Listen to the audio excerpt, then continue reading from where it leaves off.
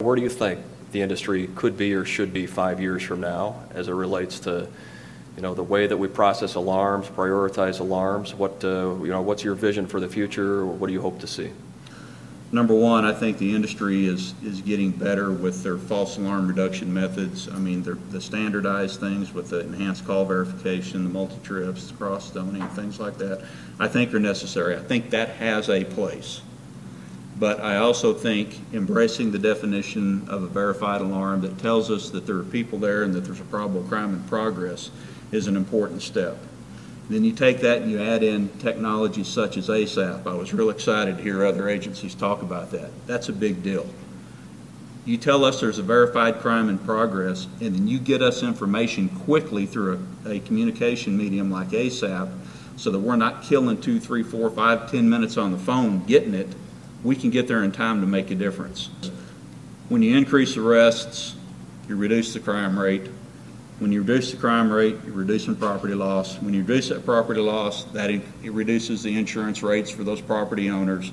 And when those insurance rates drop down, the crime rates drop down, and all that, property values go up, which makes the constituents of all of us sitting up here happy and makes our jobs better. So it's a big deal, and it makes a difference in the long term, but it takes all of us working together. So if law enforcement decides they're going to take one approach, the alarm industry decides they're going to take a different approach, then we're not going to gain any ground. It has to be a cooperative effort, and that's one of the reasons I got involved with the PPPAR committee, because I saw that level of cooperation there, and I thought, hey, this is something I want to be a part of. This is something that can make a difference.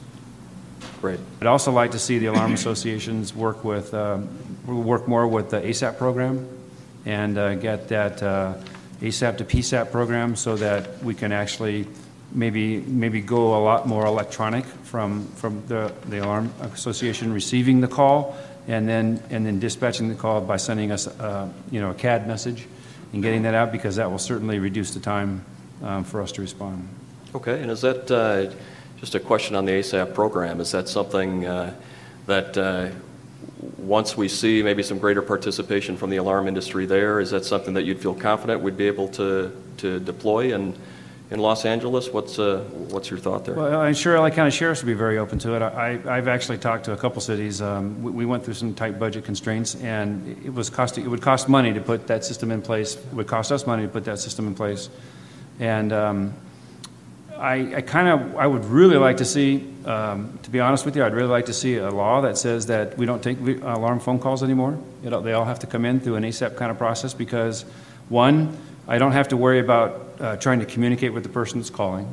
Two, I'm not getting alarms that are being called in for the wrong jurisdiction. We get about 50% of our phone calls that we receive for alarms are the wrong jurisdiction, yeah, and we have to refer them to another jurisdiction. So if I can remove the English communication aspect, and I can remove and validate the jurisdiction through electronic means, my response is going to be faster, and it's going to be more efficient, obviously, and better for the victim, so to speak, and insurance companies. Great. Okay, appreciate that. If I can put a shameless plug in for anybody that would like to work with the LA Sheriff's Department on an ASAP to PSAP type solution that can benefit your alarm company or your insurance companies that you work with, please come visit me. Great.